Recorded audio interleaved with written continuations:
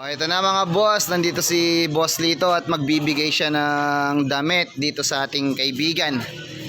At naawa siya dito mga boss, naawa siya dito sa kanyang suki dito sa Kalakal mga boss, na ang pangalan ay Dalton. Kaya ito si Boss Lito, ibibigay niya itong mga sobra niyang damit mga boss. At magagandang mga damit to mga boss, magagandang klase, kaya naawa lang si Boss Lito dito sa ating kaibigan na Kalakal. Si Dalton. Oh. Okay. Ayan, at ibinigay ni Boss Lito, bakit mo ibinigay itong damit natin kaya?